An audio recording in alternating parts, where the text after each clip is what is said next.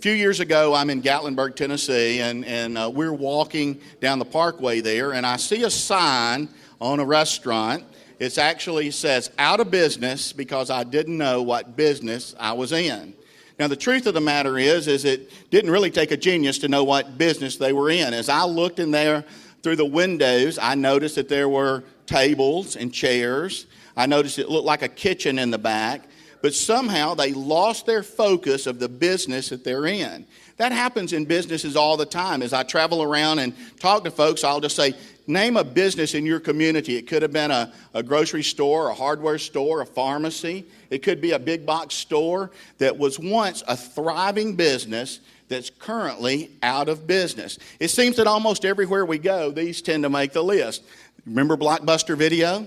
And remember with Blockbuster, when my children were young, we would go to Blockbuster and we would walk the aisle and they would pick out the movie. We would rent them and take them home over the weekend. Now what do?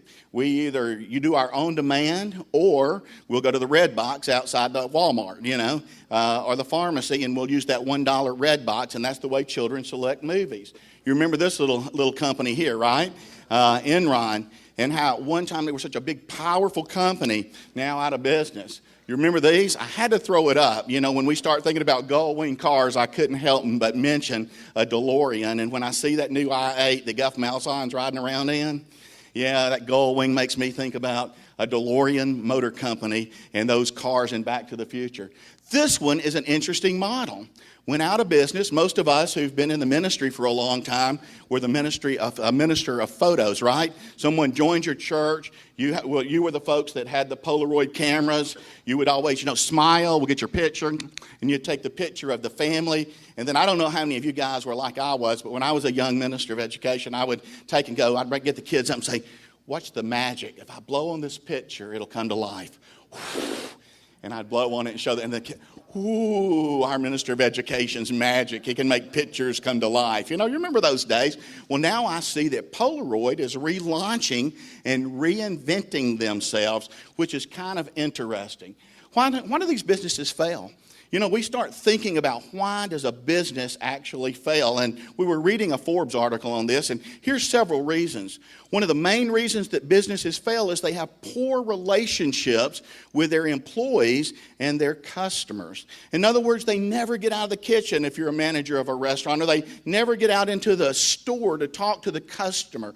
And they don't build relationships to find out what's going on in the community and going on around them. Right along with poor relationships is poor communication.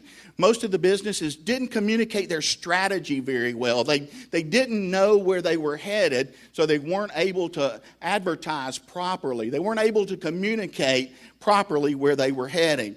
There's a lack of an intentional plan in many of these businesses. They open up with great fanfare and they kind of know where they're headed, but the reality is they didn't do a strong business plan, and they didn't evaluate that business plan along the way to make sure that they were effective and efficient in their use of their resources. Another way is they fail to understand the market that has changed around them, and they fail to adjust to the new market conditions. So in essence, many of these businesses came in, the competition came in beside them, and they didn't make the adjustments. Or just the community changed, the product line needed to change, and they weren't able to make those adjustments or market corrections at a quick enough pace.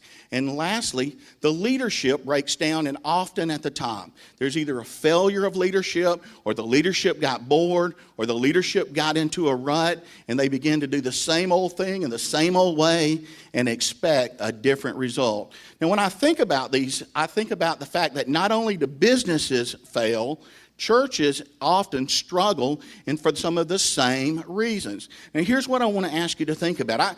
I dislike having to talk about this, but the reality is that many of our churches are struggling right now. And many of them struggle for similar reasons that many of these businesses have failed. So what I want to ask you to do is